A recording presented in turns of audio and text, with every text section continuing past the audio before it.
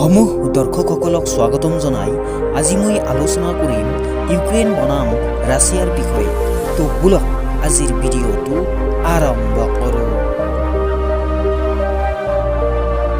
প্ৰিয় দৰ্শকসকল, ৰাছিয়া আৰু Ukraine euro এছিয়াৰ এটা বৃহত্তম দেশ আছিল। ইউক্ৰেইন দেশটো ছোভিয়েট ইউনিয়নৰ অংশ আছিল। 1991 চনত ছোভিয়েট ইউনিয়নৰ পতনৰ ফলত ইউক্ৰেইন এটা স্বাধীন ৰাষ্ট্ৰ হৈ পৰে।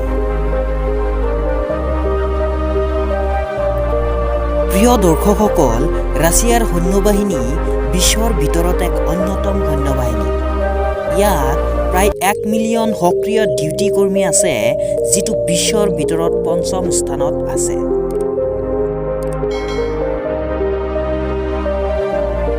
বিশ্বৰ এনে কিছুমান দেশ আছে যিবোৰ দেশ GDPৰ বেছি সংখ্যক সামৰিক শক্তিত ব্যয় কৰে। প্ৰিয় দৰ্শকসকল, ৰাছিয়াও ইয়াৰ ভিতৰত এক অন্যতম দেশ।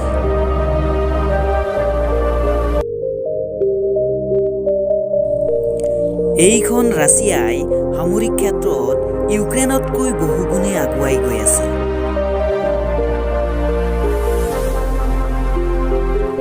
গ্লোবেল ফায়াৰ পাৱাৰে প্ৰকাশ কৰা এক প্ৰতিবেদন অনুসৰি ৰাছিয়া সামৰিকভাৱে বিশ্বৰ দ্বিতীয়তম বৃহৎ শক্তিশালী দেশ আৰু ইউক্ৰেইন 140খন ৰাষ্ট্ৰৰ মাজত 22ম স্থানত আছে।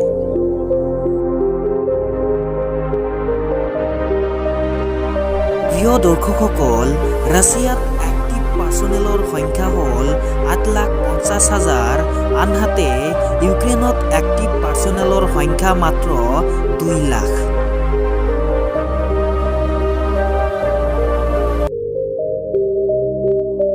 ৰাছিয়াত পেৰামিলিটাৰী ফ'ৰ্চৰ সংখ্যা 2,50,000, আনহাতে ইউক্ৰেইনত পেৰামিলিটাৰী ফ'ৰ্চৰ সংখ্যা মাত্ৰ 50,000।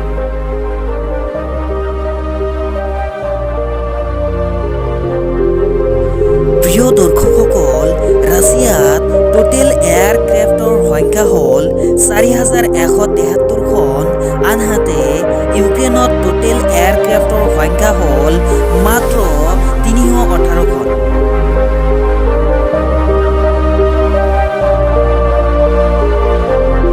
এইখন ৰাছিয়াত ফাইটাৰ এয়াৰক্ৰাফ্টৰ সংখ্যা হ'ল 772খন, আনহাতে ইউক্ৰেইনত ফাইটাৰ এয়াৰক্ৰাফ্টৰ সংখ্যা হ'ল মাত্ৰ 67খন।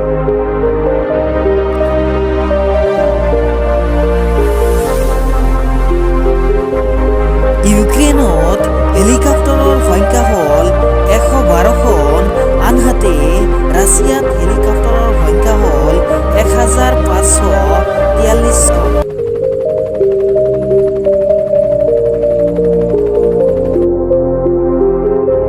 প্ৰিয় দৰ্শকসকল, ৰাছিয়াত টোটেল টেংকৰ সংখ্যা হ'ল 12,420খন, আনহাতে ইউক্ৰেইনত টোটেল টেংকৰ সংখ্যা হ'ল 2,596খন।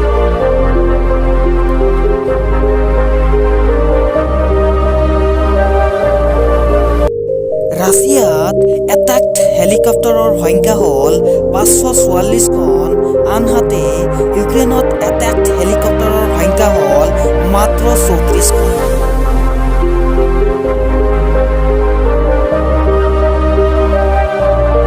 এইখন ৰাছিয়াত আৰ্মাৰ্ড ভেহিকলৰ সংখ্যা 30,122খন, আনহাতে ইউক্ৰেইনৰ সংখ্যা 12,303খন।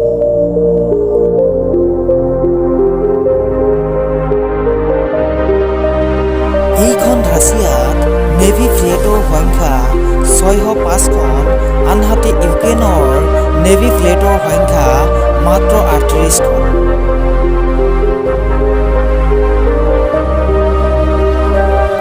প্ৰিয় দৰ্শকসকল, মোৰ এই ভিডিঅ'টো চাই আপোনালোকৰ কেনেকুৱা লাগিল নিশ্চয় অনুগ্ৰহ কৰি কমেণ্ট কৰি জনাব।